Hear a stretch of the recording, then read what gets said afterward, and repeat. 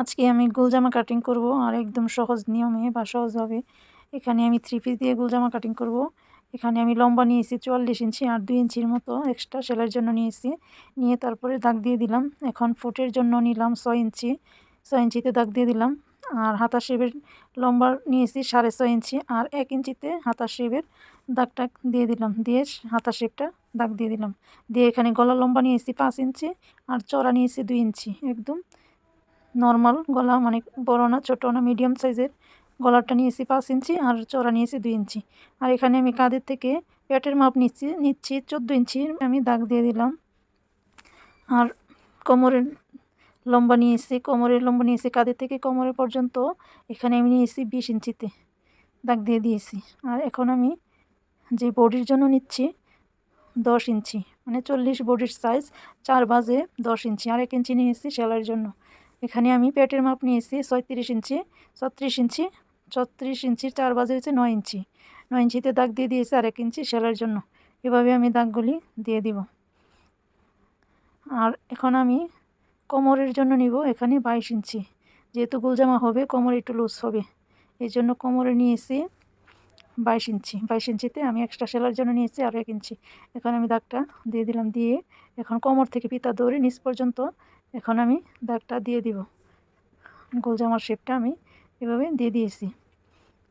পুরা কাপড়ের যে বহর আছে পুরোটাই আমি নিয়ে নিয়েছি। আর নিচের দিক থেকে আমি 2 ইঞ্চির মতো রাউন্ড করে কেটে দিয়েছি।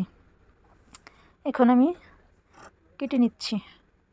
এখন আমি গোল গলাটা কেটে নেব আস্তে করে, একদম শেপটা যেন সুন্দর হয়। এভাবে আমি গলাটা কাটিং করে নিয়েছি। এখন আমি হাতা শেপটা কাটিং করে নিচ্ছি। এখানে আমি হাতা শেপটাও কাটিং করে নিয়েছি। এখন আমি বডিটা কাটিং করে নিচ্ছি।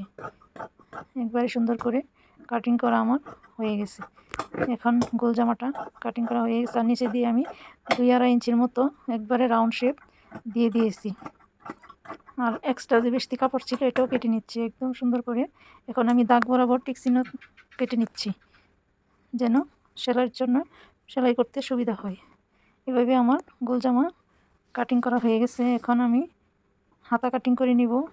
হাতাটা আমি এখানে 4 ভাঁজ করে নিয়েছি। এখানে আমি 2টা হাতা একসাথেই কাটিং করব। হাতার লম্বা নিয়েছি এখানে আমি 16 ইঞ্চি আর সেলাইয়ের জন্য এক্সট্রা নিয়েছি আরও 1.5 ইঞ্চি নিয়ে এখন আমি 3 ইঞ্চিতে দাগ দিয়ে দিয়েছি। 3 ইঞ্চিতে দাগ দিয়ে এখন আমি শেপটা দিয়ে দিয়েছি। আর নিচে দিয়ে হাতার মোহরে নিয়েছি আমি 11 ইঞ্চি। 11 ইঞ্চির অর্ধেক হচ্ছে 5.5 ইঞ্চিতে আমি দাগ দিয়ে দিয়েছি। আর এক্সট্রা সেলাইয়ের জন্য নিয়েছি 1 ইঞ্চি নিয়ে এভাবে আমি কোনাকুনি করে মাপটা দিয়ে দিয়েছি। এখন আমি হাতাটা কাটিং করে নিব। কাটিং করে নিয়েছি। এখন সুন্দর করে হাতার নিচে দিয়ে আমি মোহরিটাও কাটিং করে নিব। কাটিং করা হয়ে গেছে। এখন আমার সম্পূর্ণ জামা হাতা সব কাটিং করা হয়ে গেছে। হাতাটা আমি একটু সাইড বাড়ি দিয়ে নিয়েছি যেন হাতা শেপটা সুন্দর আসে।